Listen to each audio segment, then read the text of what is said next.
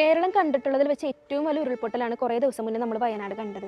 300-ലധികം ആളുകൾ അതിൽ മരിച്ചു. ഒരുപാട് പേർക്ക് അപകടങ്ങൾ പറ്റി. ഒരുപാട് പേർക്ക് എല്ലാം നഷ്ടപ്പെട്ടു.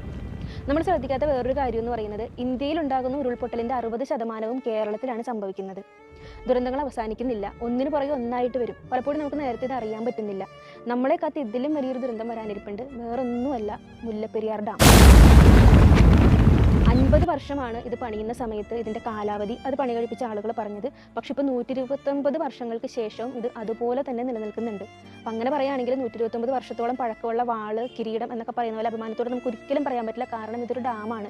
ഇതെപ്പോൾ വേണമെങ്കിലും പൊട്ടിത്തകരാൻ പറ്റും. പലരും വിചാരിക്കുന്ന മറ്റൊരു കാര്യമുണ്ട്, ഈ ഡാം ഒന്നും അങ്ങനെ പെട്ടെന്നൊന്നും പൊട്ടില്ല, അല്ലെങ്കിൽ ഡാം അല്ലേ അത്രയും വലുതല്ലേ എന്ന് തെറ്റിദ്ധാരണയാണ്. ലോകത്തിൽ ഒരുപാട് ഡാമുകൾ പൊട്ടിയിട്ടുണ്ട്, ലക്ഷക്കണക്കിന് ആൾക്കാർ മരിച്ചിട്ടുമുണ്ട്.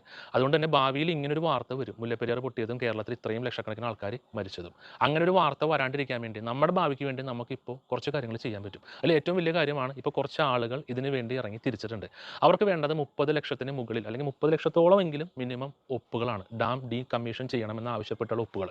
ഇപ്പോൾ നിലവിൽ അവർക്ക് 18 ലക്ഷത്തോളം ഒപ്പുകൾ കിട്ടി. ഈ സ്ക്രീനിൽ ഒരു ബാർകോഡ് കാണുന്നുണ്ട്. ഇത് സ്ക്രീൻഷോട്ട് എടുക്കുക, സ്കാൻ ചെയ്യുക, മാക്സിമം ഒപ്പ് ശേഖരിക്കുക. അപ്പോൾ അതിനുവേണ്ടി ഈ ഒരു വീഡിയോ മാക്സിമം ഷെയർ ചെയ്ത് കൊടുക്കുക. കൊടുത്താൽ മാത്രമേ പ്രധാനമന്ത്രിനെ കാണാനും ഇങ്ങനെ ഒരു ആശയം, അല്ലെങ്കിൽ കേരളത്തിലെ ഭൂരിഭാഗം മെജോറിറ്റിയും ആൾക്കാർക്കും മുല്ലപ്പെരിയാർ ഡീകമ്മീഷൻ ചെയ്യണം, അതിനുവേണ്ടി അവർ സിഗ്നേച്ചർ തന്നിട്ടുണ്ട് എന്ന ആശയം പങ്കുവെക്കാൻ സാധിക്കത്തുള്ളൂ.